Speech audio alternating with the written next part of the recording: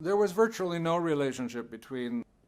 the defeated Ottoman Empire and the Armenian Republic, because the Armenian leaders were waiting for the Western powers to impose a peace treaty on the Ottoman Empire that would detach the eastern provinces of the empire and attach them to the Republic of Armenia. So their relationships were mainly with the Allied powers and with their representatives in Constantinople. This became even more problematic at a time of the rise of the so-called Turkish nationalist movement that was led by Mustafa Kemal, who later became the founder of the Republic of Turkey. And so because the Republic of Armenia believed that it could not exist without the incorporation of the historic Armenian lands to the west, and because Mustafa Kemal felt that his country could never exist without these eastern provinces, they became lethal enemies, obviously. And because the Allied powers just drew on a map a supposed future Armenia by the Treaty of Sèvres in August of 1920, which did in fact give to the Armenians most of the provinces on the Black Sea, Trebizond, and then to Erzurum, which is historic Garin,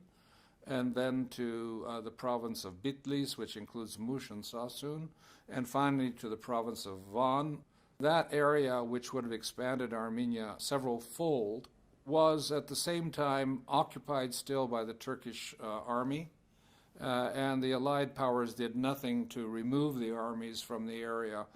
And so Mustafa Kemal in 1920 was in a war on two fronts. He had to face the Armenians' annoyance on the east and the Greek invasion on the west toward Ankara. And for him, it was desperately important to establish direct contact with Soviet Russia, which was also a pariah government, just as his government was in 1920, and from Russia to receive gold and weapons and economic aid and political support. And for that, the Armenian Republic had to be eliminated for them to have that direct contact through Azerbaijan, which had become a Soviet state in April of 1920. And so in September of 1920, the Kemalist armies attacked the Republic of Armenia, whose army unfortunately was not up to resisting, and after 2 months had to sue for peace.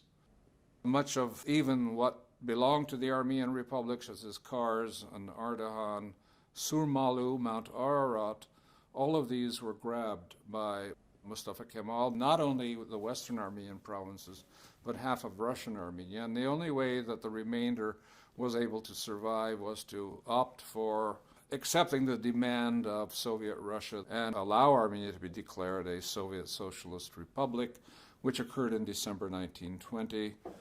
And after a ill-fated uprising against Soviet rule in 1921, the so-called February Revolution, from 1921 until 1991, followed the 70 years of Soviet Armenian history, which was not all bad, which had a great deal of good, culturally, educationally, and technically in